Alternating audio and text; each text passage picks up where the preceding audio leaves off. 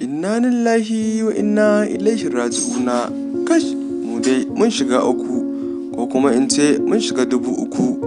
La haula wa la quwwata illa billahi al-aliyyil azim. Wannan wace irin masifa ce ke faruwa a ƙasar Najeriya? Ta'addanci na ƙara haɓakuwa a cikin ƙasar Najeriya. Yanzu za mu saka muku bidiyon yadda 'yan ta'adda suka farmaki garin jihar Jos da ke Plateau, wanda suka je akan babura sama da guda 70.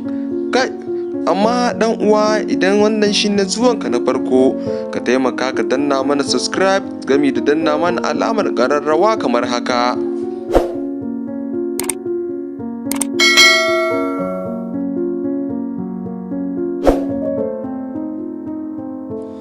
Har ila yau dai abu ya ƙi cinyewa. Inna lillahi wa inna ilaihi raji'una.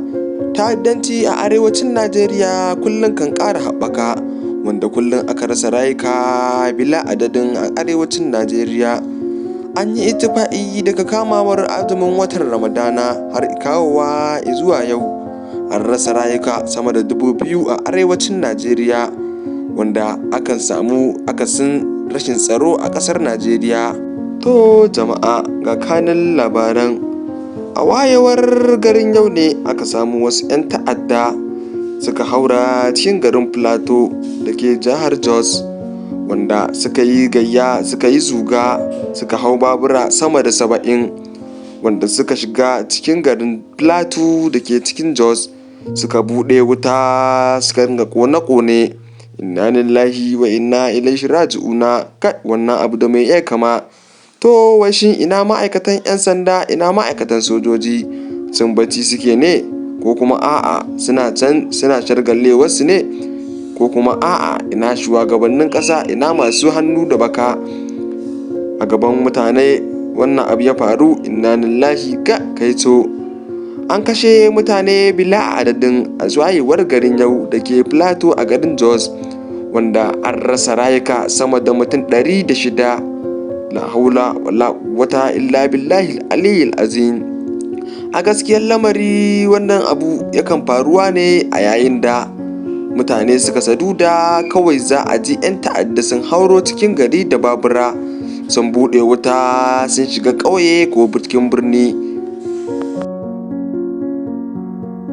Wannan abu dai bai daɗi ba, wanda ya jefa mutane cikin ruɗani a cikin garin Jos, wanda ba kwanciyar hankali yanzu haka, kowa hankalin shi a tase yake. Waɗanda abin ya shafa yanzu haka suna can suna ta koke-koke. A'udhu billahi minash shaitanir rajim. Wanda aka kashe musu 'yan uwa sukan sha fama domin wajen haƙo gawawwakin 'yan uwansu. Allah ka kawo ƙarshen wannan ta'addanci da zalunci, wanda 'yan ta'addan nan sukan yin abin da suka so, kuma sukan yin abin da suka ga dama. Har sukan hawa babura su shiga gari, ƙauyuka, birni domin su hallaka rayukan al'umma. Wannan abin kunya da mai iya kama. To shugabannin Najeriya, a gaban ku kuna gani dai wannan lamari ke faruwa. Ba mai cewa ƙala, ba mai cewa uffan. An kasa ɗaukan mataki, an ɗauki ran al'umma ba a bakin komai ba.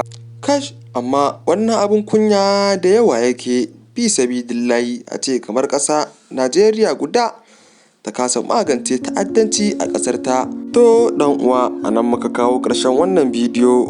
Dan uwa, muna tunatar da kai akan ka danna mana subscribing, ka danna mana ƙararrawa kamar haka.